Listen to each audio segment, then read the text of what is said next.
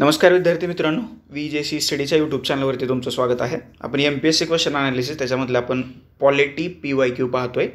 2011 पासून 2025 मधल्या 2700+ प्रश्नांचं अचूक उत्तरासह परीक्षाभिमुख परिपूर्ण स्पष्टीकरण करणारी ही एक जवळजवळ 40+ लेक्चरची लेक्चर सिरीज आहे.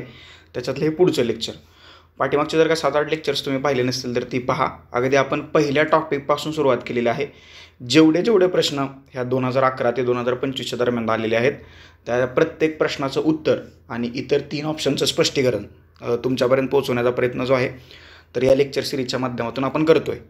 फक्त तुम्ही एकच काम करायचं आहे. तुम्ही हे लेक्चर्स पाहिल्यानंतर तुमच्या मित्रमैत्रिणी, तुमचे भाऊ बहीण, तुमच्या घराच्या शेजारी कोणतरी कॉम्पिटेटिव्ह एक्झामचा अभ्यास करत असेल, MPSC असू द्या, UPSC असू द्या, पोलीस भरती, सरळ सेवा, SSC, CAPF, काही CDS, कुठली एक्झाम असू द्या, तिथं जर का पॉलिटी जिथं विचारलं जाते, मला वाटतं भारतातल्या सगळ्याच एक्झामला पॉलिटीवरती प्रश्न येतात, तर त्या सगळ्या एक्झामचा अभ्यास करणाऱ्या तुमच्या विद्यार्थी मित्रमैत्रिणींपर्यंत, नातेवाईकापर्यंत, भाऊ बहिणीपर्यंत ही लेक्चर सिरीज शेअर करा. आणि तुम्ही जर का लेक्चर सिरीज पूर्ण पाहिली असेल तर लाईक करा आणि तुमच्या ज्या मनातल्या भावना आहेत, कमेंट आहेत, तर त्या कमेंट बॉक्समध्ये कमेंट करा. म्हणजे कशी वाटली, चांगली वाटली, वाईट वाटली, बरी वाटली, उत्कृष्ट, अतिउत्तम, जे काय असेल ते कमेंट बॉक्समध्ये कमेंट करा. मला काही सजेशन सांगायचे असतील की बाबा हे असं करा, ते तसं करा, तर तेही सांगा, कारण आपण suggestions are always welcome. Okay, stick to the point असतं आपल्याकडं. तुम्ही जे सांगाल ते आपण नक्कीच नेक्स्ट लेक्चरपासून इम्प्लिमेंटसुद्धा करत असतो, त्याच्यामुळं तुम्ही ते करा. याशिवाय दुसरी एक महत्त्वाची गोष्ट, या ज्या PDF आहेत क्वेश्चनच्या, तर त्या सर्व PDF तुम्हाला VJC स्टडीच्या टेलिग्राम चॅनलवरती उपलब्ध आहेत. टेलिग्राम चॅनलची लिंक कुठं असेल तर ते डिस्क्रिप्शन बॉक्समध्ये आहे. टेलिग्राम, इंस्टाग्राम, फेसबुक, यूट्यूब आणि व्हॉट्सअप या 5 सोशल मीडियाच्या लिंक्स तुम्हाला डिस्क्रिप्शन बॉक्समध्ये दिलेल्या आहेत. त्या लिंकवरती क्लिक करायचं आणि VJC स्टडी या ऑनलाईन लर्निंग प्लॅटफॉर्मला जॉईन व्हायचं. फ्री आणि परीक्षाभिमुख परिपूर्ण माहिती देणारा हा यूट्यूबवरचा एकमेव मराठी एज्युकेशन चॅनल आहे. त्याच्यामुळं डू शेअर, सबस्क्राईब, लेक्चर्सला लाईक करा आणि शेअर करा. आजचा जो आपला टॉपिक असेल तर तो आहे नागरिकत्व, सिटिझनशिप. तर या नागरिकत्वाबद्दल आज आपण बोलणार आहोत. मला बऱ्याचशा जणांनी विचारलं, तुम्ही हे अभ्यास घटक जे सांगताय तर ते प्री ओरिएंटेड आहेत की मेन्स ओरिएंटेड आहेत? तर ही दोन्ही ओरिएंटेड आहेत. म्हणजे जर का तुम्ही प्रीसाठी करत असाल तर हे तुम्हाला करावेच लागणार आहेत. तुम्ही जर का मेन्स करत असाल, म्हणजे लिहित असाल ॲन्सर रायटिंग, तर त्याच्यासाठी सुद्धा हे टॉपिक तुम्हाला नागरिकत्व या अभ्यासक्रमातल्या टॉपिकसाठी हे अभ्यास घटक महत्त्वाचे आहेत. त्याच्यामुळे जर का तुम्ही एवढे टॉपिक केले, म्हणजे मी नागरिकत्वाबद्दलच पर्टिक्युलर बोलत नाही, जेवढे आपण लेक्चर घेतले तर त्या प्रत्येक लेक्चरच्या सुरुवातीला मी तुम्हाला अभ्यास घटक सांगतोय, त्याला धरून आणि त्याच अभ्यास घटकांचा अभ्यास करा. त्याच्या बाहेर आयोगाने आजपर्यंत प्रश्न विचारलेला नाही आहे. आता हे अभ्यास घटक आलेत कुठून? ज्यावेळेस मी प्रश्नांचं विश्लेषण करत होतो तर त्यावेळेस मला लक्षात आलं की या टॉपिकवरती आयोगाने प्रश्न विचारलेत, या घटकावरती आयोगाने प्रश्नांचं रिपिटेशन आहे तर ते जास्त आहे. तर असे 7-8 अभ्यास घटक मी प्रत्येक काय म्हणू आपण त्याला, ह्या अभ्यासक्रमातल्या टॉपिकचे वेगळे काढलेले आहेत. आता नागरिकत्वाचे हे जवळजवळ 5 अभ्यास घटक जे आहेत तर ते तुमच्यासमोर आहेत. ते 1 बाय 1 आपण पाहूया. पहिला अभ्यास घटक आहे भारतीय संविधान आणि नागरिकत्व. म्हणजे भारताचं संविधान जे आहे तर ते नागरिकत्वाबद्दल काय सांगतं हे सर्वात अगोदर तुम्हाला माहीत पाहिजे. काय सांगतं याचा अर्थ काय तरतुदी आहेत संविधानात हे तुम्हाला माहीत असायला पाहिजे. म्हणजे राज्यघटनेचा जो दुसरा भाग आहे तर भाग 2 मध्ये कलम 5 ते 11 याच्यामध्ये तुम्हाला कशाबद्दल, नागरिकत्वाबद्दलच्या तरतुदी ज्या आहेत तर त्या आपल्याला दिसून येतात. बरोबर. आत्ता जर का तुम्ही आधुनिक राष्ट्रराज्य संकल्पनेच्या उदयाबरोबर ही नागरिकत्वाची जी आधुनिक संकल्पना आहे तर ती तुम्हाला अधिक महत्त्वपूर्ण बनल्याचं दिसतंय. आणि राज्यघटनेत तुम्हाला हेच प्रतिबिंब भाग 2 मध्ये, राज्यघटनेचे जे 22 भाग आहेत त्याचे तसे 25 आहेत, परंतु ते ॲक्च्युअल 22 आहेत म्हणजे आत्ता सध्या घटनेत. तर त्या 22 भागावरती एक लेक्चर आहे आपल्याच भारतीय संविधान या सिरीज अंतर्गत. जर का ते पाहिलं नसेल तर ते पहा. आत्ता काय मी तुम्हाला प्रत्येक भाग इथे समजावून सांगू शकत नाही, कारण ते 22 भाग आहेत. ते लेक्चर पहा, म्हणजे तुम्हाला लक्षात येईल की 22 भाग, त्याच्या अंदर किती कलम आहेत, कोणते घटक आहेत ते समजेल तुम्हाला. तर हे भाग 2 मध्ये 5 ते 11 मध्ये तुम्हाला या नागरिकत्वाच्या तरतुदी ज्या आहेत तर ते दिसून येतात. म्हणजे घटना समितीनं 26 नोव्हेंबर 1949 म्हणजे ज्या दिवशी राज्यघटना आपण स्वीकारली, या दिवसापर्यंत राज्यघटनेचा स्वीकार करेपर्यंत म्हणजे भारतीय नागरिकत्व अशी काही संकल्पना अस्तित्वातच नव्हती. येते का लक्षात? नव्हतीच तोपर्यंत. आणि मग घटना स्वीकृत केल्यापासून नागरिकत्वाशी संबंधित 5 ते 9 ही जी कलमं आहेत तर या तरतुदींची अंमलबजावणी सुरू झाली. म्हणजे ज्या दिवशी आपण घटना स्वीकारली 26 नोव्हेंबर 1949 त्या दिवसापासून ही नागरिकत्वासंबंधीची जी कलमं होती तर त्याची अंमलबजावणी सुरू झालेली आहे. ओके. आणि मग 26 नोव्हेंबरच्या अगोदरपर्यंत भारतातली परिस्थिती काय होती तर तोपर्यंत ब्रिटिश भारतामध्ये राहणारे लोक राजपद जे राजा किंवा राणी होते तर त्याच्या अंडर येत होते आणि ब्रिटिश जनतेप्रमाणे ब्रिटिश नागरिकत्व कायद्याद्वारे त्यांचं नियमन जे होतं तर ते केलं जात होतं. ओके. आता ह्या 5 ते 11 कलमान्वये नागरिकत्वासंबंधित तरतुदी आहेत तर त्या पुरवलेल्या आहेत. परंतु अजून एक महत्त्वाची गोष्ट, राज्यघटनेत कुठंही नागरिकत्व प्राप्त करण्याचा आणि ते रद्द किंवा खेरीज करण्याच्या पद्धती नमूद केलेल्या नाहीत.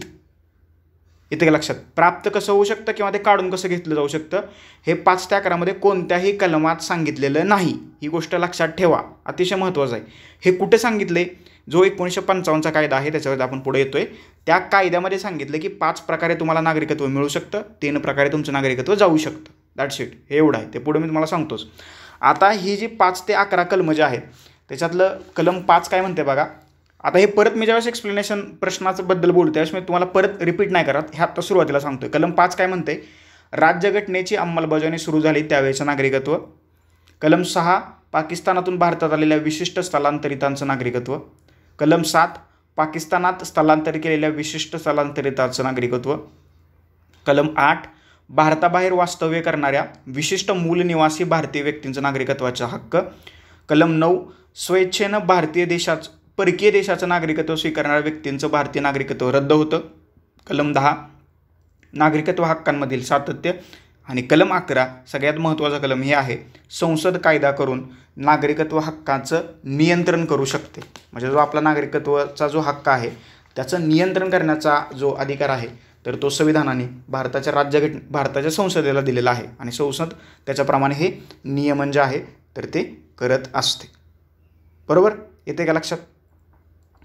आधुनिक पिरियड जर का बघितला तर इतर देशाप्रमाणे भारतातही नागरिकत्वाचे दोन प्रकारचे लोक जे आहेत तर ते भारतात तुम्हाला अस्तित्वात असल्याचं दिसतंय, वास्तव्य करतात ते. एक आहे नागरिक म्हणजे जे भारताचे लोक आहेत की ज्यांना राजकीय आणि नागरी अधिकार प्राप्त असतात, आणि दुसरं आहेत परकीय व्यक्ती. ओके.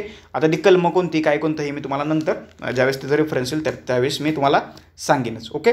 आता दुसरा ह्याच्यातला महत्त्वाचा घटक आहे तो कायदा. ओके. नागरिकत्व कायदा 1955. 1957 पासून 2019 पर्यंत याच्यामध्ये एकूण 9 दुरुस्त्या झालेल्या आहेत आणि 2019 जी आहे तर ती 9वी दुरुस्ती आहे. आणि याच्या माध्यमातून तुम्हाला माहीत आहे की जी 3 मुस्लिम राष्ट्र होती त्याच्यातनं मुस्लिम सोडून इतर नागरिकांना भारतात अलाउड केलं वगैरे वगैरे, तो भाग तुम्हाला माहीतच आहे.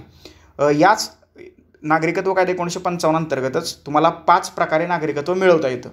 पहिला आहे जन्माने, दुसरा आहे वंशाने, तिसरा आहे नोंदणीद्वारे, त्याच्यानंतर चौथा आहे नागरीकरणाद्वारे आणि 5वा आहे भूप्रदेशाचा संमेलनीकरणाद्वारे. ओके. हे 5 प्रकारे तुम्हाला 1955च्या कायद्यानं नागरिकत्व मिळतं. तर 3 प्रकारे तुमचं नागरिकत्व काढून घेतलं जातं. ते 3 प्रकार कोणते, जर का तुम्ही नागरिकत्वाचा त्याग केला असेल तर, तुमचं नागरिकत्व जर का संपुष्टात आलं असेल तर, आणि तिसरा प्रकार आहे तुमचं नागरिकत्व जर का राज्यसंस्थेनं सक्तीनं रद्द केलं असेल तर. आलं लक्षात. 1955 मधल्या कायद्याच्या तरतुदी आहेत. 2019 या कायद्यामध्ये ज्या दुरुस्त्या झालेल्या आहेत त्या तुम्ही एकदा वाचून घ्या. म्हणजे नागरिकत्व दुरुस्ती विधेयक जे आहे 2019 हे लोकसभेत 10 डिसेंबर 2019 रोजी आणि राज्यसभेत 11 डिसेंबर 2019 रोजी मंजूर झालं. पुढे मग राष्ट्रपतींनी त्याला या विधेयकावरती मग 12 डिसेंबर 2019 रोजी स्वाक्षऱ्या केल्या आणि त्याचं कायद्यात रूपांतर झालं. मग पुन्हा 10 जानेवारी 2020 पासून या कायद्याची अंमलबजावणी जी आहे तर ती सुरू झाल्याचं आपल्याला दिसतं. हे थोडंसं जरा डिटेलमध्ये वाचून घ्या कारण याच्यावरती प्रश्न आत्ता तुम्हाला रिटर्नला विचारण्याची शक्यता आहे. ओके. हा झाला नागरिकत्व कायदा 1955. त्याच्यानंतर आहे एकेरी नागरिकत्व. तुम्हाला माहितीच आहे की आपण ब्रिटनकडून एकेरी नागरिकत्व घेतलेलं आहे. ओके. भारतात काय अमेरिकेसारखं दुहेरी नागरिकत्व नाही. ही अतिशय एक वाखाणण्याजोगी गोष्ट जी आहे तर ती तुम्हाला भारताच्या राज्यघटनेने आपल्याला दिल्याचं दिसतंय. ओके. म्हणजे जर का तुम्ही कलम 9 पाहिलं तर कोणताही भारतीय व्यक्ती दुहेरी किंवा मल्टी नागरिकत्वाचा दावा करू शकत नाही असं सरळ तुम्हाला कलम 9 सांगितलेलं आपल्याला दिसतं. म्हणजे एकेरी नागरिकत्वाची तरतूद जी आहे तर ती तुम्हाला भारतीय राज्यघटनेमध्ये पाहायला मिळते. That's it. हे ते लक्षात. ओके. अमेरिका असेल, स्वित्झर्लंड असेल, इथं मात्र तुम्हाला दुहेरी नागरिकत्वाची पद्धत जी आहे तर ती पाहायला मिळते. म्हणजे पहिल्यांदा तुम्ही ज्या राज्यात राहता त्या राज्याचे नागरिक असता आणि मग दुसऱ्यांदा तुम्ही देशाचे नागरिक असता. तसं भारतात काही नाही आहे. भारतात तुम्ही पहिल्यांदा आणि शेवटी भारताचेच नागरिक आहात. Okay, that's it. पुढं आहे NRC आणि NPR. आता हे 2019च्या काळात हे जरा थोड्या चर्चेतल्या गोष्टी होत्या, हे NRC आणि NPR. तर NRC म्हणजे काय? राष्ट्रीय नागरिक नोंदणी. Okay, national registry of citizens, NRC. त्याच्याबद्दल आपण थोडक्यात शेवटी पाहू, जर का रेफरन्स आला तर तुम्ही वाचून घ्या त्याच्याबद्दल. आणि national population registry, that is राष्ट्रीय लोकसंख्या नोंदणी म्हणजेच NPR. हे 2 घटक त्यावेळेस होते तर ते तुम्हाला चर्चेत होते. याच्याबद्दल मी थोडक्यात सांगू का? बरं चला सांगतो थोडक्यात, म्हणजे तुम्हाला परत टेन्शन नको. आता पहिला जो घटक आहे, एकच मिनटं मला क्लिअर करू द्या. आता पहिला जो घटक आहे तर तो आहे NRC. NRC म्हणजे काय? नॅशनल रजिस्ट्री ऑफ सिटिझन्स, म्हणजे राष्ट्रीय नागरिक नोंदणी. म्हणजे काय असतं? देशाचे नागरिक कोण आहेत आणि कोण नाहीत याची नोंद असणारी एक नोंदवही आहे. आणि ही प्रक्रिया राबवण्यात येत असलेलं आसाम हे देशातील एकमेव राज्य आहे. बाकीकडं त्यांनी बऱ्याच वेळेला म्हणलं होतं की आम्ही राबवणार वगैरे वगैरे, पण ते काय राबवलेलं नाही. पण 2015मध्ये सर्वोच्च न्यायालयाच्या मार्गदर्शनाखाली ही जी NRC आहे तर ती अद्ययावत करण्याचं काम जे आहे तर ते सुरू झालेलं आपल्याला दिसतंय. 3,11,00,000 लोकांनी NRC कार्यालयात नागरिकासाठी अर्ज केलेले होते. त्यानुसार 31 ऑगस्ट 2019 रोजी अंतिम आकडेवारी जी आहे तर ती जाहीर झाली. आणि यामध्ये मग 19,06,657 लोकांना नागरिकत्वासाठी आवश्यक सबळ कागदपत्रे सादर करता आलेली नाहीत. ही NRCची परिस्थिती आहे. NPR काय आहे? NPR म्हणजे national population register, NPR. NRC आणि NPR मधला फरक तुमच्या लक्षात येईल. आता हे त्याला मराठीमध्ये राष्ट्रीय लोकसंख्या नोंदणी. आता हे काय करतं तर देशात सामान्यतः वास्तव्य करणाऱ्या रहिवाशांची एक सूची असून ही सूची केंद्रीय गृहमंत्रालयाच्या अंतर्गत तयार केली जाते. ओके, म्हणजे नागरिकत्व अधिनियम आहे जो 1955चा आणि नागरिकत्व नोंदणी आणि राष्ट्रीय ओळखपत्र वितरण नियम 2003चा, या तरतुदीनुसार ही नोंदणी जी आहे तर ती तयार केली जाते. केंद्रीय गृह मंत्रालयाअंतर्गत भारताचे महानिबंधक म्हणजे registrar general of India, RGI त्यांना शॉर्टकटमध्ये म्हणतो आपण, यांच्या कार्यालयाद्वारे या नोंदणीची प्रक्रिया आहे तर ती राबवली जाते. That's it. हे NRC आणि NPR मधला जो फरक आहे तर तो इथं आहे. म्हणजे मध्ये तुम्ही वाचला असेल, TVला ऐकलं असेल, सोशल मीडियावरती व्हायरलसुद्धा झालं असेल की NRC आणि NPRमुळं बऱ्याचशा जणांचं नागरिकत्व धोक्यात येईल. नाही, हे आपण काय म्हणतो, ह्या दररोजच्या म्हणण्यापेक्षा ह्या काही दिवसांनी होणाऱ्या गव्हर्नमेंट ऑफ इंडियाच्या प्रक्रिया आहेत. ओके, आणि NRC लागू असणारं एकमेव राज्य म्हणजे काय? आसाम. That's it. आणि NPR हे एक रजिस्टर आहे. हे सामान्यतः वास्तव्य करणाऱ्या रहिवाशांची एक सूची असते की जे केंद्रीय गृह मंत्रालयाच्या अंतर्गत ती तयार केली जात असते. आणि भारताचे महानिबंधक जे आहेत, रजिस्ट्रार जनरल ऑफ इंडिया, यांच्या म्हणजे यांचं जे कार्यालय आहे तर या कार्यालयाद्वारे ही नोंदणीची प्रक्रिया आहे तर ती राबवली जात असते. याच्यापेक्षा वेगळं याच्यामध्ये काहीसुद्धा नाही आहे. त्याच्यानंतर पुढचा आपला टॉपिक आहे 5वा आणि शेवटचा अभ्यास घटक. मग आपण प्रश्नाकडे वळूया. जास्त एक्सप्लेनेशन झालं आहे परंतु हे गरजेचं होतं. NRI, PIO आणि OCI. NRI म्हणजे अनिवासी भारतीय, दॅट्स इट. PIO म्हणजे भारतीय वंशाची व्यक्ती, पर्सन्स ऑफ इंडियन ओरिजिन. आणि नॉन रेसिडेंट्स ऑफ इंडिया म्हणजे अनिवासी भारतीय, NRI. आणि OCI म्हणजे परदेशस्थ भारतीय नागरिक. आता या 3 संकल्पना काय आहेत ह्या तुम्हाला माहीत पाहिजेत, हे अतिशय महत्त्वाचं आहे. अनिवासी भारतीय म्हणजे non resident of India, NRI. याच्यामध्ये सर्वसाधारणपणे भारताबाहेर वास्तव्य करत असलेली भारतीय व्यक्ती जिच्याकडे भारताचा पासपोर्ट आहे त्याला आपण NRI म्हणतो. ही महत्त्वाचं लक्षात ठेवा. PIO म्हणजे पर्सन्स ऑफ इंडियन ओरिजिन, भारतीय वंशाची व्यक्ती म्हणजे काय? एखादी व्यक्ती जिचं कोणताही एक पूर्वज भारतीय राष्ट्रीयत्वाचे होते आणि सध्या ती व्यक्ती अन्य राष्ट्राची नागरिक आहे, म्हणजे तिच्याकडं भारताचा जो पासपोर्ट आहे तर तो पासपोर्ट आहे. अशा व्यक्तीला आपण पर्सन्स ऑफ इंडियन ओरिजिन असं म्हणतो. ओके, म्हणजे आई किंवा वडील किंवा तिच्या पूर्वजाकडे भारताचं नागरिकत्व होतं, परंतु ती सध्या जी व्यक्ती आहे अन्य राष्ट्राची नागरिक आहे, म्हणजे तिच्याकडे फक्त भारताचा पासपोर्ट आहे, तिला आपण पर्सन्स ऑफ इंडियन ओरिजिन म्हणतो. आणि OCI, overseas citizens of India, परदेशस्थ भारतीय नागरिक म्हणजे काय? तर नागरिकत्व अधिनियम 1955 कलम 7A अंतर्गत परदेशस्थ भारतीय नागरिक ओळखपत्रधारक म्हणून नोंदणी करणारी भारतीय व्यक्ती म्हणजेच OCI. हे समजलं. परंतु याच्यामध्ये 2015ला केंद्रीय गृहमंत्रालयाने काही चेंजेस केलेत. काय चेंजेस केलेत तर या केंद्रीय गृहमंत्रालयाने 9 जानेवारी 2015 रोजी राजपत्रात अधिसूचना जारी करून त्यांनी काय केले, सर्व नोंदणीकृत मूल निवासी भारतीयांना PIO म्हणजेच PIOंना परदेशस्थ भारतीय नागरिकचा दर्जा बहाल केलेला आहे. म्हणून सध्या भारतीय नागरिकांची मूल निवासी भारतीय पर्सन्स ऑफ इंडियन ओरिजिन ही स्वतंत्र वर्गवारी जी आहे तर ती संपुष्टात आलेली आहे. म्हणजे ही जी PIO नावाची जी वर्गवारी होती तर ती आत्ता नाही. आत्ता 2च वर्गवारी आहेत. एक आहे NRI आणि दुसरी आहे OCI. Okay, overseas citizens of India आणि नॉन रेसिडेंट्स ऑफ इंडिया, ह्या 2च वर्गवारी ज्या आहेत तर त्या सध्या तुम्हाला पाहायला मिळतील आणि याच्यावरती तुम्हाला प्रश्न विचारला जाऊ शकतो. That's it. एवढं एक्सप्लेनेशन बास. आता आपण प्रश्नांकडे जाऊया. आता मी हे रिपीट पॉडकास्ट नाही करणार. आता हे फक्त आपण प्रश्नाची उत्तरं अगदी डिटेलमध्ये पाहणार, कारण हे प्रत्येक प्रश्नांना अनुसरून जे मला एक्सप्लेनेशन द्यायचं होतं तर मी तुम्हाला पहिल्याच याला देऊन टाकलेलं आहे. आता फक्त प्रश्न आणि त्याची उत्तर पाहूया. ओके, हे एक्सप्लेनेशन तुमच्या कामाला येते ना, ते मला एकदा सांगा. Okay, that's it. पहिला प्रश्न आहे MPSC प्री म्हणजे राज्यसेवेच्या 2024ला हा प्रश्न विचारला होता. भारतामध्ये एकल नागरिकत्व पद्धती आहे का भारतात एकरी नागरिकत्व आहे, की जे आपण ब्रिटनच्या राज्यघटनेवरती आधारित आपण ही ब्रिटिश राज्यघटनेतून स्वीकारलेली एक संकल्पना आहे. एकल नागरिकत्व आहे. परंतु USA आणि स्वित्झर्लंडमध्ये मात्र तुम्हाला दुहेरी नागरिकत्व असल्याचं दिसून येते. That's it. नागरिकत्व कायदा 1955 साली संमत करण्यात आला. भारतीय राज्यघटनेच्या भाग 4 मध्ये हे बरोबर आहे 1955चा कायदा, आणि भाग 4 मध्ये नाही, सुरुवातीला सांगितलं हे भाग 2 मध्ये तरतूद या करण्यात आलेल्या आहेत. त्याच्यामुळं या प्रश्नाचं उत्तर आहे पर्याय क्रमांक A आणि B. ओके, A आणि B हे जी 2 विधानं आहेत तर ती 2 विधानं बरोबर आहेत. ओके, समजली इथपर्यंत. 1955चा जो नागरिकत्वाचा जो कायदा आहे तर तो तुम्ही एकदा व्यवस्थितपणे वाचून घ्या. हा कायदा थोडासा महत्त्वाचा आहे. ओके, येतं या लक्षात. कारण या कायद्यामध्ये 1957ला पहिली दुरुस्ती झाली आणि 2019ला याच्यामध्ये 9वी दुरुस्ती करण्यात आलेली आहे. त्याच्यामुळे याच्यावरती प्रश्न जे आहे तर ते विचारण्याची जास्त शक्यता आहे. ओके, आणि नागरिकत्व जो हा विषय आहे तर हा केंद्रसूचितला विषय आहे.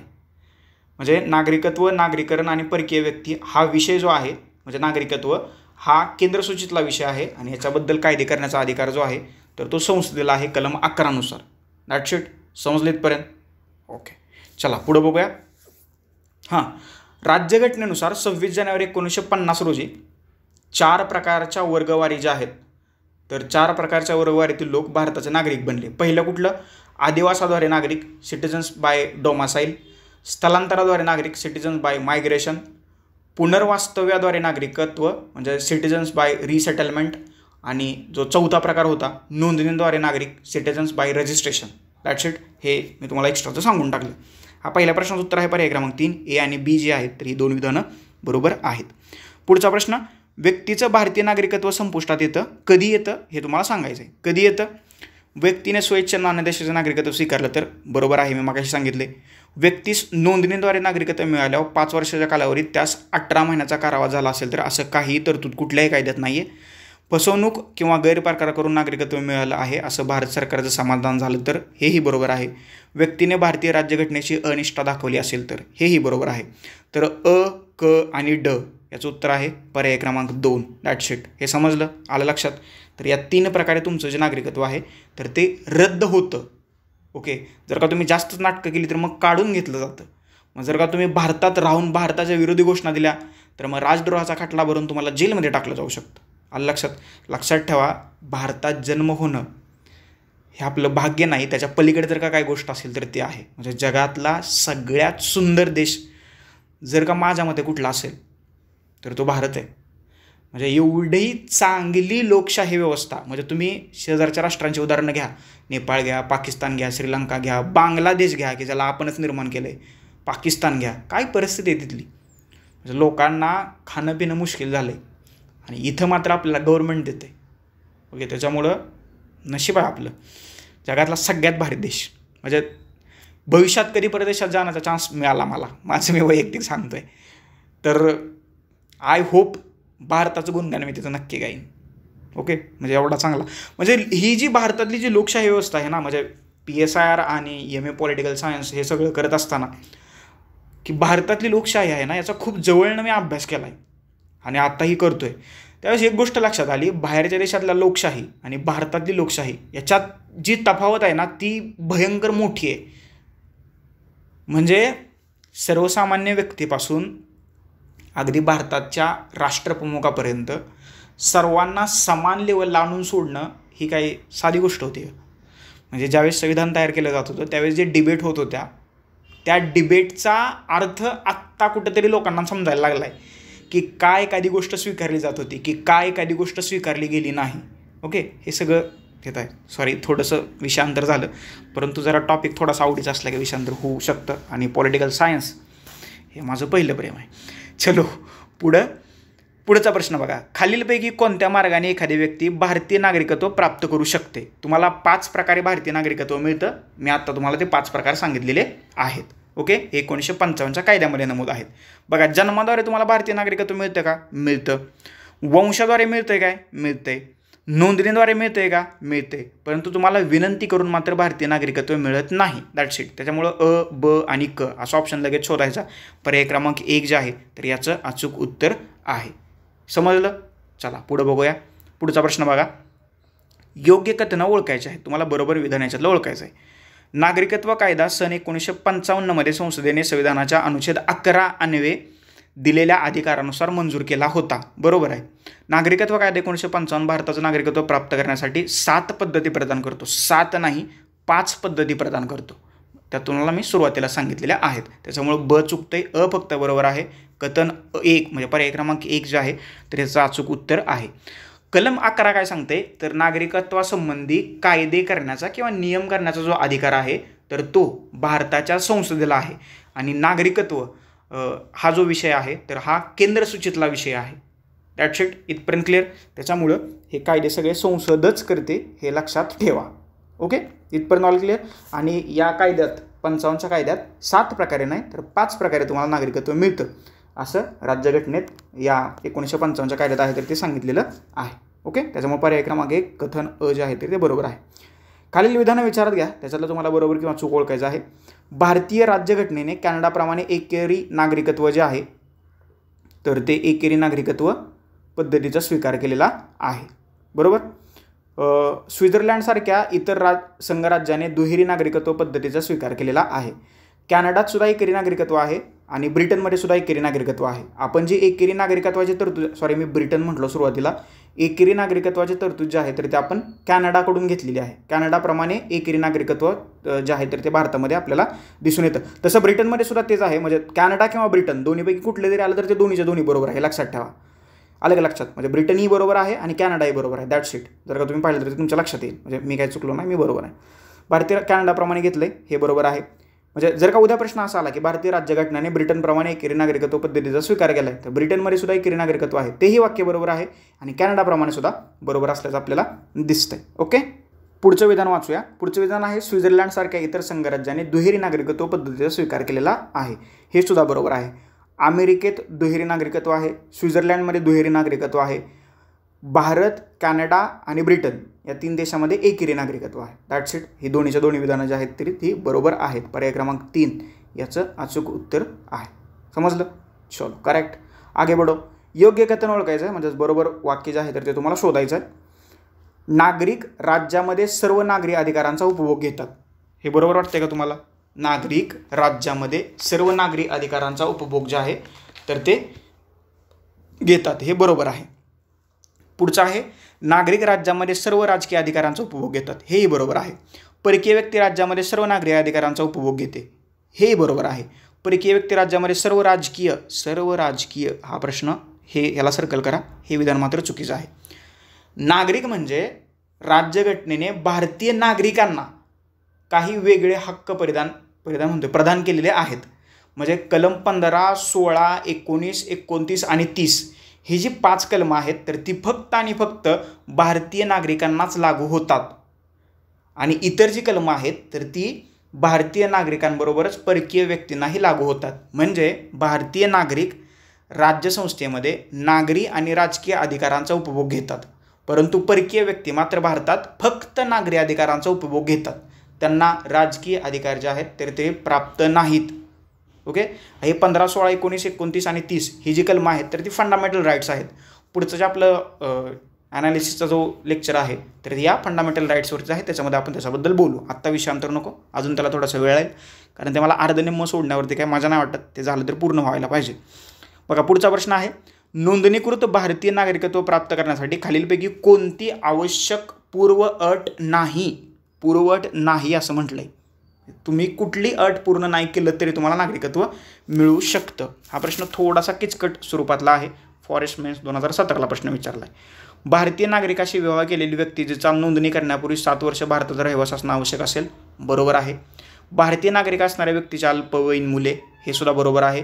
भारतीय राज्यघटनेतील 8व्या परिशिष्टात मांडण्याला दिलेल्या भाषेपैकी एखाद्या भाषेचं पुरेसं ज्ञान असावं, अशी कुठलीही तरतूद नाही आहे. हे विधान जे आहे तर ते चुकीचं आहे.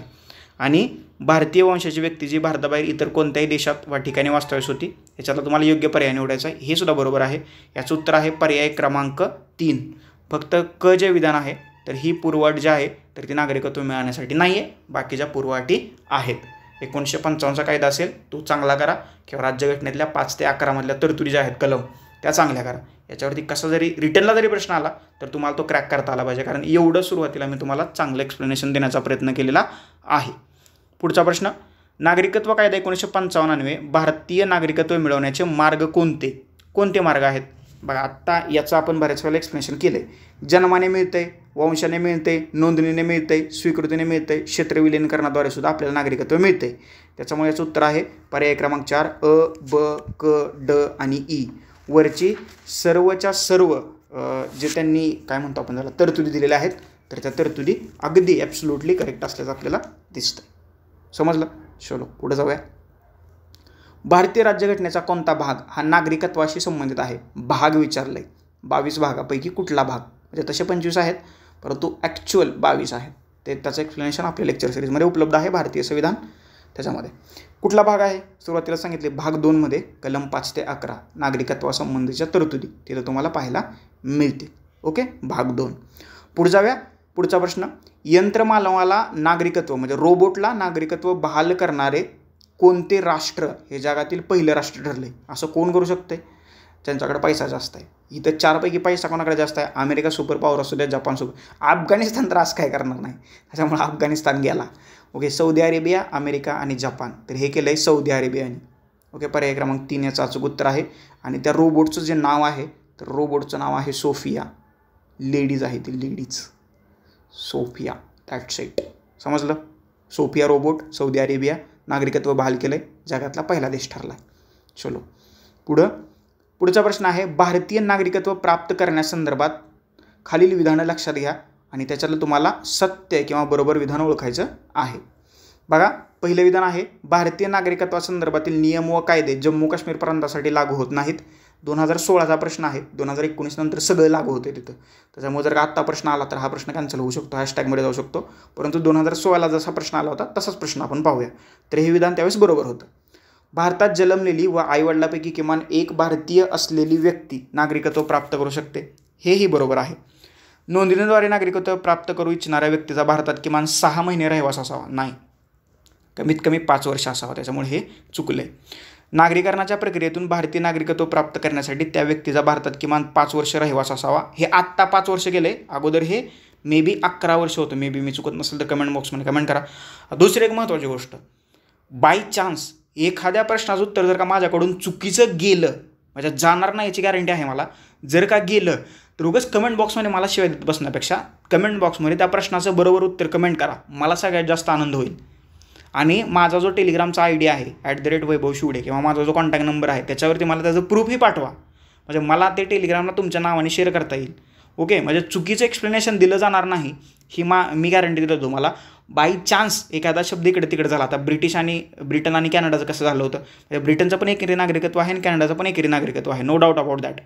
ते कसं पुढं मागं झालं होतं तर ते तसं होण्याची शक्यता आहे. त्याच्यामुळं प्लीज थोडंसं समजून घ्या आणि मला सांगा की सर तुमचं चुकलं इथं, सर तुमचं इथं जास्त वर, म्हणजे चुकीच्याच फक्त गोष्टी पुढं करू नका, चांगल्या गोष्टी असतील त्याच्याही थोडीशी वाहवा करा.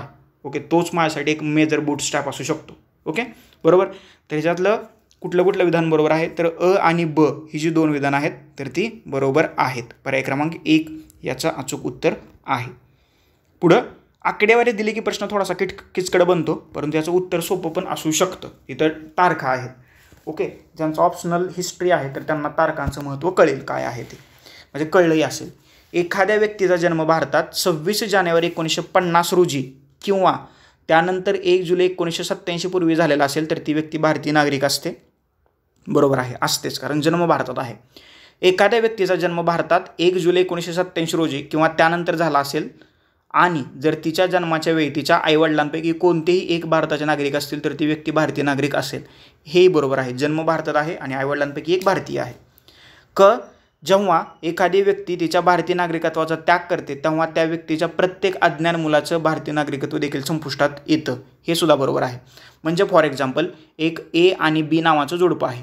ओके, बघ आलं लक्षात. म्हणजे सपोज कल्की आणि भैरव कल्की म्हणले 2 उदाहरणं घे, माझ्या आवडीचे 2 कॅरेक्टर्स आहेत. कल्की आणि भैरव यांचं लग्न झालं आहे, बरोबर. परंतु कल्की आणि भैरवला वाटलं की भारतात काय राहायचं नाही आपल्याला, आपण भारताचं नागरिकत्व सोडून देऊ. परंतु कल्की आणि भैरवचं एक छोटा मुलगा आहे, छोटा मुलगा किंवा मुलगी आहे. फॉर एक्झाम्पल काय म्हणजे छोटं काय म्हणू आपण त्याला, मूल आहे. मूल म्हणजे मुलगा किंवा मुलगी. ह्या कल्की आणि भैरवचं एक छोटं मूल आहे. ओके, की ज्याला अजून कळत नाही आहे, म्हणजे ते नुकतंच जन्मले, 7-8 महिने झालेले आहेत. परंतु ज्यावेळेस या कल्की आणि भैरवनी भारताचं नागरिकत्व सोडलं असेल तर त्यावेळेस या दोघांच्या मुलाचं नागरिकत्व, भारतीय नागरिकत्व हे आपोआप संपुष्टात येतं. हे लक्षात ठेवा. त्याच्यामुळं कल्की आणि भैरवला त्या छोट्या मुलाच्या नागरिकत्व रद्द करा म्हणून भारताकडे वेगळा अर्ज किंवा वेगळं काय सांगायची गरज नाही आहे. ते ज्यावेळेस नागरिकत्व त्यांचं रद्द होईल, कारण ते सज्ञान आहेत ना. ओके, आणि हे अज्ञानी आहेत, त्याच्यामुळं त्या बारक्या मुलाचंही नागरिकत्व रद्द होतं. समजलं. त्याच्यामुळे कल्की आणि भैरव यांनी काळजी घ्यायची की आपल्या मुलाचं नागरिकत्व जर का रद्द व्हायचं नसेल, म्हणजे भारतातच त्यांना ठेवायचं असेल तर त्यांनी सुद्धा नागरिकत्व सोडून बाहेर जाऊ नये. समजलं. हे उदाहरण दिलं जरा तुम्हाला चांगलं समजतंय. तर चुकीचं विधान तुम्हाला ओळखायचं होतं. ह्याच्यातलं कुठलंही विधान चुकीचं नाही आहे, त्याच्यामुळे याचा उत्तर आहे पर्याय क्रमांक 4. वरीलपैकी एकही नाही, एकही विधान जे आहे तर ते चुकीचं नाही. ओके, बघा कोणतं विधान चुकीचं आहे. पुढचा प्रश्न. 3 विधानं दिलेत तुम्हाला, त्याच्यातलं चुकीचं विधान जे आहे तर ते ओळखायचं आहे. काय आहे पहिला विधान. भारतामध्ये राष्ट्रपती पदासाठी केवळ जन्मसिद्ध नागरिकच पात्र असतो, नागरिकरणाद्वारे नागरिकत्व प्राप्त केलेली व्यक्ती पात्र नसते. चुकीचं आहे. म्हणजे भारतात जन्माने भारतीय असणारा व्यक्तीसुद्धा राष्ट्रपती पदासाठी उभा राहू शकतो. आणि जो असा व्यक्ती आहे की ज्यांनी भारताचं नागरिकत्व स्वीकारलेलं आहे परंतु त्याचा जन्म भारतात झालेला नाही आहे, तो सुद्धा व्यक्ती राष्ट्रपती पदासाठी निवडणूक लढवू शकतो. त्याच्यामुळे पहिलं विधान चूक आहे. दुसरं बघा, अमेरिकेमध्ये अध्यक्षपदासाठी केवळ जन्मसिद्ध नागरिकत्व प्राप्त असतो, नागरिकरणाद्वारे नागरिकत्व प्राप्त केलेली व्यक्ती पात्र नसते. हे ॲब्सोल्युटली करेक्ट आहे. म्हणजे जर का तुम्हाला अमेरिकेचं राष्ट्राध्यक्षपदी विराजमान व्हायचं असेल तर तुमचा जन्म अमेरिकेत व्हायला पाहिजे, तरच तुम्हाला ती निवडणूक लढवता येते. आणि शेवटचं विधान आहे, जेव्हा एखादी व्यक्ती भारतीय नागरिकत्वाचा त्याग करते तेव्हा त्या व्यक्तीच्या प्रत्येक अज्ञान बालकाचं भारतीय नागरिकत्व देखील नष्ट होतं. ओके, कल्की आणि भैरवची गोष्ट लक्षात ठेवा. त्याच्यामुळे हेही विधान बरोबर आहे. चुकीचं विधान ओळखायचं होतं, फक्त अ जे विधान आहे तर ते चुकीचं आहे.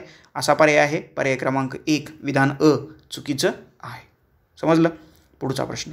भारतीय नागरिकत्व हिरावून घेतल्याने नष्ट होतं, याबाबत खालीलपैकी कोणतं विधान बरोबर नाही.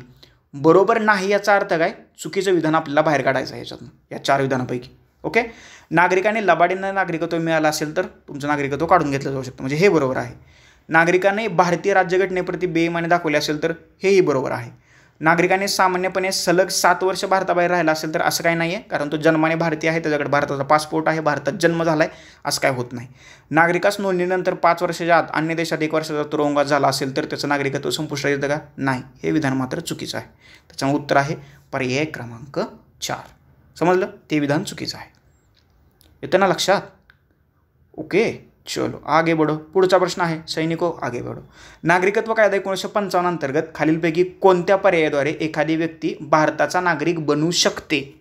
म्हणजे सपोज उद्या जाऊन आपण जर का अफगाणिस्तान आपल्या ताब्यात घेतला, बांगलादेश आपल्या ताब्यात घेतला, आपण घेणार नाही परंतु घेतला बाय चान्स, तर तिथले नागरिक आहेत तर ते भारताचे म्हणजे तिथली जी लोक आहेत तर ती ताब्यात घेतल्यानंतर, कारण तो भारताचा भूप्रदेश झाला ना, तर ते भारताचे नागरिक ॲटोमॅटिकली होतात भूमी अधिग्रहित झाल्यामुळे. म्हणजे पहिला ऑप्शन जो आहे तर तो बरोबर आहे. नंतर वारसा हक्काने होतं का, होतं. जन्म भारतात झालेला नागरिक होतो का? होतो. राष्ट्रीयकरणाद्वारे होतं का? राष्ट्रीयकरणाद्वारे होतंय का? तर राष्ट्रीयकरणाद्वारे सुद्धा होतंय. नोंदणीद्वारे होतंय का? तर नोंदणीद्वारे, एकच मिनटं, नोंदणीद्वारे होते, राष्ट्रीयकरणाद्वारे होत नाही. सॉरी, इथं थोडीशी मिस्टेक झाली माझी. हे जे आहेत ढ किंवा ड हे बाजूला काढा, बाकी हे ऑप्शन बरोबर. नोंदणीद्वारे होतंय भारतात जन्म झाल्याने, वारसा हक्काने आणि भूमी अधिग्रहित केल्यामुळे.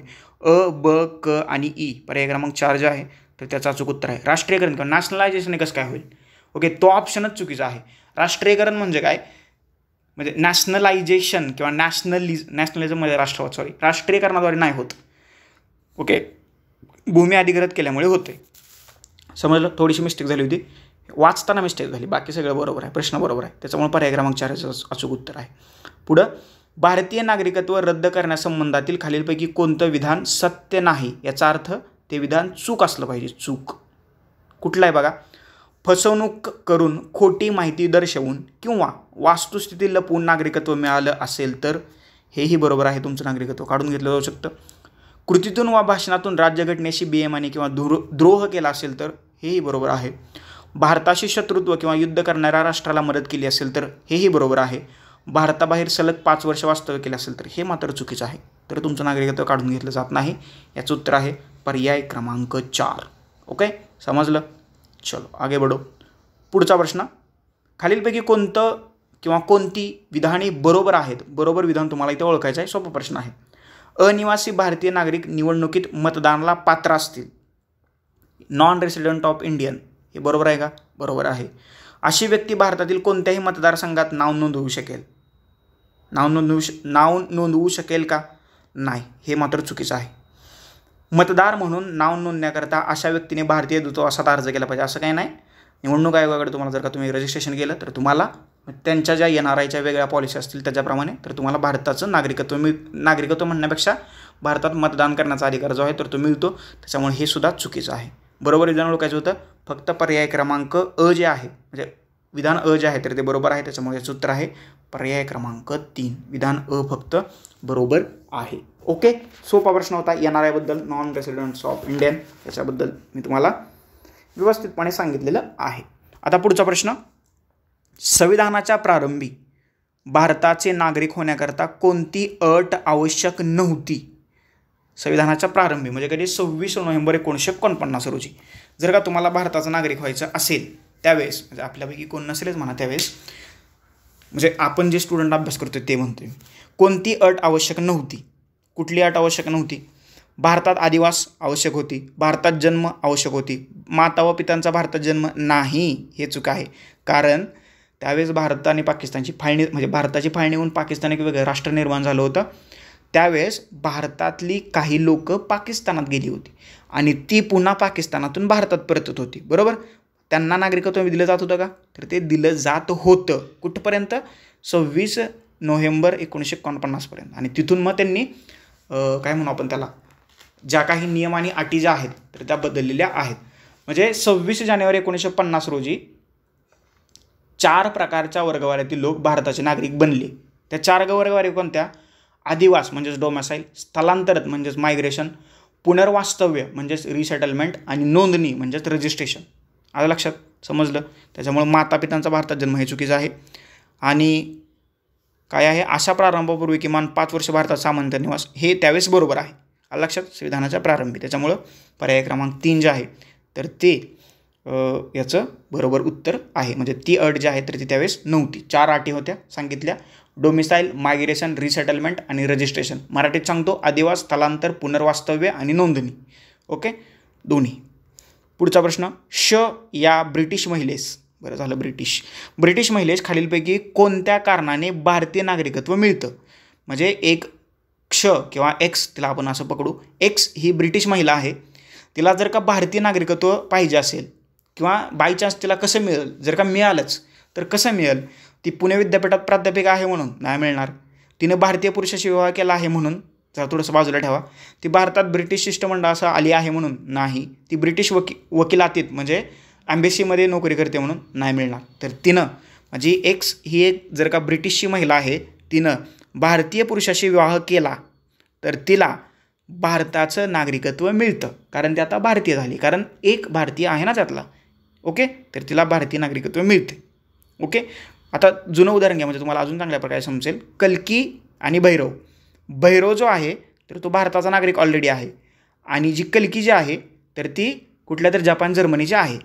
तिने या कल्कीनं जर का भैरवबरोबर लग्न केलं तर जपान जर्मनची असणारी ही कल्की ह्याच्या भैरवबरोबर लग्न केल्यामुळं भारताची नागरिक होऊ शकते, म्हणजे होती. आणि मग यांना कल्की आणि भैरवला जी मुलं होतील तर ते ॲटोमॅटिकली त्यांनासुद्धा भारताचं नागरिकत्व मिळेल. ओके, समजलं. हे उदाहरण होतं, उदाहरण पेपरमध्ये लिहायचं नाही.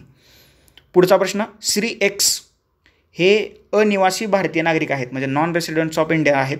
त्यांना लोकसभेच्या निवडणुकीमध्ये मतदान करावायचे आहे.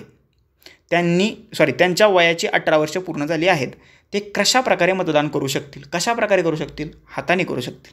नाही, काय आयडिया काय, तरतुदी काय आहेत? ते मतदान करू शकणार नाहीत असं नाही होणार. NRIला मतदान करण्याचा अधिकार देण्यात आलेला आहे, त्याच्यामुळे पहिलं चुकलं. ते त्यांची मतपत्रिका पोस्टाने पाठवू शकतील, असं काही नाही. भारत अजून काय पुढाऱ्याला एवढा नाही आहे. ते परदेशातील भारतीय दूतावासात जाऊन मतदान करू शकतील, नाही, कारण मतदान भारतात होते, ते दूतावासात कसं काय करू शकतील, त्याच्यामुळे हे चुकले. भारतीय निवडणूक आयोगाने तयार केलेल्या संकेतस्थळावर किंवा वेबसाईटवर जाऊन ते मतदान करू शकतील, हे बरोबर आहे. पर्याय क्रमांक म्हणजे विधान ड जे आहे तर ते बरोबर आहे. असा पर्याय किती नंबरचा आहे? तर ड झाले. एक मिनिट, एक पर्याय राहिला आहे. नाही, वेबसाईटवर जाऊन नाही करणार. वेबसाईटवर अजूनही आपण एवढा प्रकार, हेही चुकीचं आहे. अजून एक ऑप्शन मे बी माझ्या मते राहिला आहे. हां, बरोबर, ऑप्शन राहिला आहे. भारतात जिथे त्यांची मतदार नोंदणी झाली आहे अशा मतदान केंद्रावर जाऊन ते मतदान करू शकतील, वेबसाईटवर नाही. होईल, मे बी येणाऱ्या काळात ऑनलाईन वोटिंगसुद्धा होऊ शकतं, हे लक्षात ठेवा. येणाऱ्या काळात, आत्ता तर काही नाही. हे अ चूक, ब चूक, क चूक आणि ड चूक आणि जे आहे तर ते विधान बरोबर आहे. म्हणजे त्या NRIची जिथं भारतातल्या कुठल्याही मतदारसंघात नोंदणी केलेली आहे मतदार म्हणून, तर त्या नोंदणी केलेल्या मतदारसंघामध्ये जाऊन ते आपल्या लोकसभेच्या निवडणुकीत मतदानाचा हक्क बजावू शकतात. प्रत्येकाने बजावायला पाहिजे. ओके, NRI जर का बजावत असेल तर आपण का नाही. ओके, त्याच्यामुळेच हे विधान फक्त बरोबर आहे. असा पर्याय किती नंबरचा आहे? तर असा पर्याय आहे 2 नंबरचा. हे फक्त उत्तर बरोबर आहे. बाकीची सगळी उत्तरं जी आहेत तर ती ॲब्सोल्युटली चुकीची आहेत. चलो, शेवटचे 4 प्रश्न. भारतीय नागरिकत्व कायदा केव्हा बनवण्यात आला? सगळ्यांनाच माहीत आहे, 1955ला बनवण्यात आला, त्याच्याबद्दल काही डाऊट नाही आहे. आत्तापर्यंत त्याच्यात 9 वेळा दुरुस्ती झाली आहे. 2019 ही 9वी दुरुस्ती आहे. पुढचा प्रश्न. भारतीय नागरिकत्वाचा लोप पुढील कोणत्या कारणामुळे होतो? कुठल्या कारणामुळे होतो आहे? मी मगाशी सांगितले बघा. एखाद्या व्यक्तीने अन्य देशाचे नागरिकत्व स्वीकारण्यासाठी भारतीय नागरिकत्वाचा त्याग करण्याचं ठरवलं, त्यासाठी तसा अर्ज केला, ती व्यक्ती कोणत्या कारणामुळे होत नाही म्हटलं या, होत नाही ह्या कारणामुळे होतो. अन्य कोणत्याही देशाचे नागरिकत्व स्वीकारणारी भारतीय व्यक्ती, हेही बरोबर आहे, यामुळे सुद्धा नागरिकत्वाचा लोप होतो. हेरगिरी, देशद्रोह यासारखे गंभीर गुन्हे करणारी व्यक्ती, यामुळे सुद्धा लोप होतो. भ्रष्ट मार्गाने संपत्ती मिळवून गैरव्यवहार करून न्यायालयात दोषी ठरणारी व्यक्ती, नाही, असं काही नाही. म्हणजे विजय मल्ल्या असेल, नीरव मोदी असेल, ह्यांनी भ्रष्टाचार केला आहे, गैरव्यवहार केला आहे, बँकांना लुटले, हे परदेशात गेलेत, आता तिकडे ते बाहेर मजेत राहतात, बरोबर आहे. तरी त्यांचं भारतीय नागरिकत्व रद्द झालं आहे का? नाही झालं. मी तर म्हणतो करायला पाहिजे. माझी विनंती आहे की करून टाका त्यांना, नाहीतर भारतात जाऊन काहीतरी त्यांचा बंदोबस्त करा.